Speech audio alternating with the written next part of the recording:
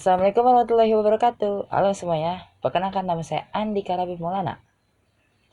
Di sini saya akan mengulas suatu karya film ya, karya film yang berjudul Percayaan yang dibalas dengan Pengkhianatan.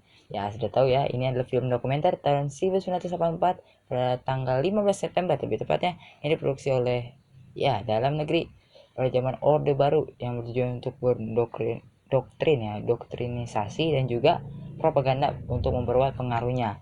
Dan di sini pada film ini menjelaskan bagaimana penumpasan gerakan 30 September oleh PKI yang diketuai oleh DN Aidit. Nah, saat itu mungkin Indonesia pada zaman susah, pada zaman revolusi ya, semangat revolusi dengan inflasi yang membengkak, presiden juga sakit, dan juga PKI yang makin kuat pengaruhnya. Dan akan pengaruhnya ini, karena kepercayaan tinggi dipegang oleh masyarakat, PKI justru mengkhianati lewat gerakan yang sangat-sangat merugikan ya, yang kemakan hoax gitu. bukan ya. Nah, film ini perlu diketahui disutradarai oleh Arifin Senur pada tahun 1984. Nah, Arifin Senur ini adalah seorang dermawan, puitis, seorang sutradara, dan juga seorang penulis skenario yang sangat handal. Maka dari itu dia menerima penghargaan pada Festival Film Indonesia pada tahun 1984.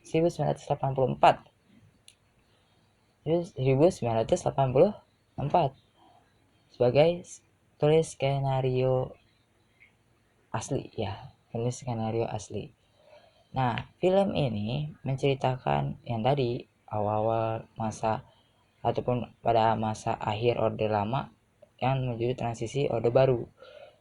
Terjadi tragedi-tragedi yang sangat memilukan untuk bangsa kita. Nah, selain itu, film ini mengangkat kisah nyata bagaimana perjuangan bangsa Indonesia pada masa revolusi sangat-sangat amat memberikan. Contohnya adalah bagaimana kita dapat difitnah, dapat dikhianati dengan begitu saja. Nah, ini sangat era-era politik itu pada zaman itu sangat-sangat gelap ya. Bagaimana PKI dapat melakukan dominasi di parlemen dan melakukan semena-mena, bahkan militer juga dia gandeng.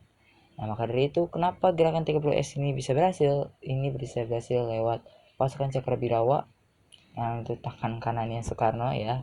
Letkol Untung bukan Rugi. Oke, kita masuk ke analisisnya ini film ini mungkin secara overall cukup baik dan aktingnya cukup bagus, juga bagaimana penghayatan tokohnya sangat baik ya. Tapi kekurangannya mungkin di durasinya. Perlu kalian ketahui, durasinya adalah 271 menit atau sekitar 4 jam 21 menitan. Nah, itu sangat lama dan cukup membosankan. Selain itu, film ini didukung oleh 10.000